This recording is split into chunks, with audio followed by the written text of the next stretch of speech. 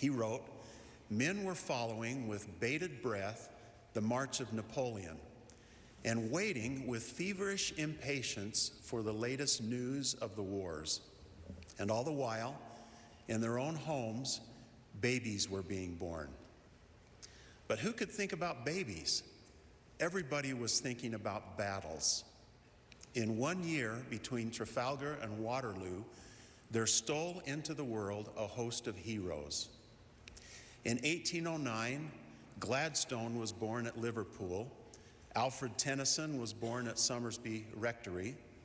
Oliver Wendell Holmes made his first appearance at Massachusetts, and Abraham Lincoln drew his first breath at Old Kentucky. Music was enriched by the advent of Frederick Chopin at Warsaw and Felix Mendelssohn at Hamburg. Elizabeth Barrett Browning was born at Durham. But nobody thought of babies. Everybody was thinking of battles. We fancy that God can only manage his world by big battalions, when all the while he's doing it by beautiful babies. When a wrong wants righting, or a work wants doing, or a truth wants preaching, or a continent wants opening, God sends a baby into the world to do it. End of quote.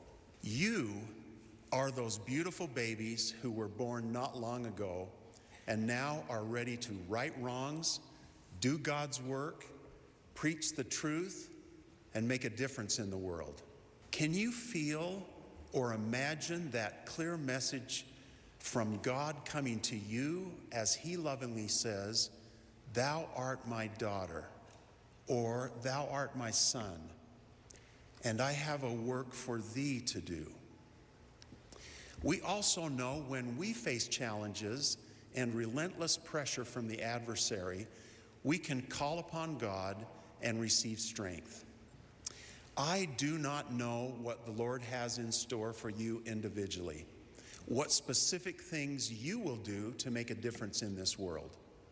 Some in this audience will be leaders in science, medicine, the arts, technology, education, business, government, law, and other disciplines. But most of us will not be famous or prominent, but will still have ample opportunity to make a difference in the world and be instruments the Lord can use in his work. Think about the faithful rank and file members of the church who keep their covenants, follow the Lord's direction, love others, and bless countless lives.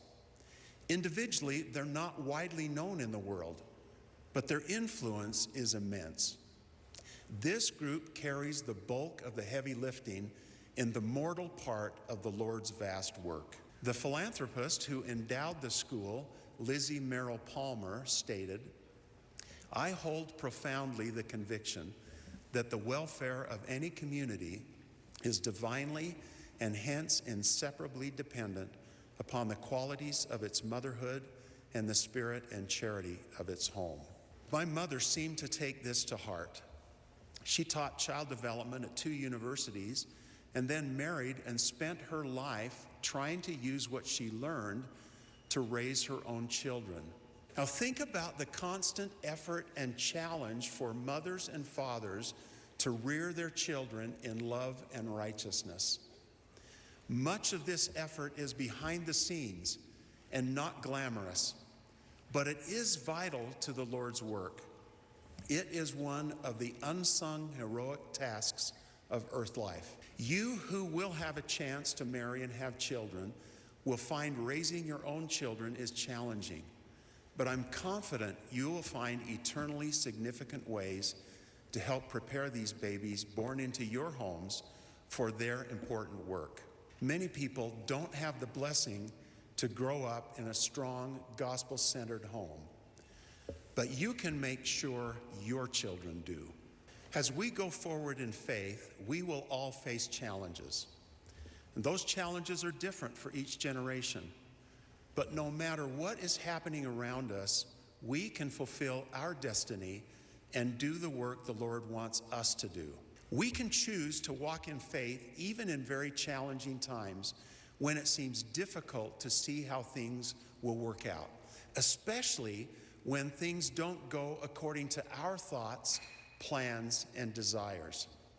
But it is God's work, and if we follow him, we will be able to bless others and receive blessings in our own lives. We lay our efforts on the altar and allow the Lord to do what he will with them.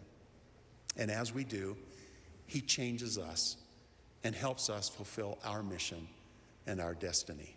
If we allow the Lord to guide us, he can lead us in directions where we can be most useful. We receive direction and power when we align ourselves with God's will. Submitting our will to his is the ultimate and most difficult test we face in life. The Savior came into the world to do the will of the Father.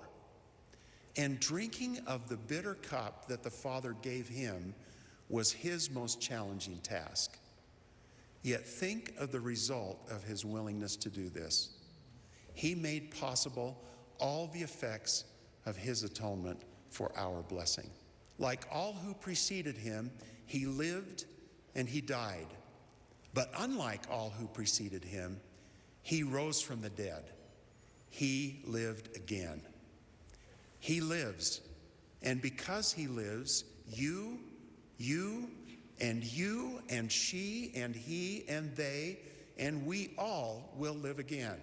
But my confidence in the future and in you is because of him. Because of him, you will have the inspiration, the power, and the path to bless others and accomplish things beyond what your innate abilities would allow.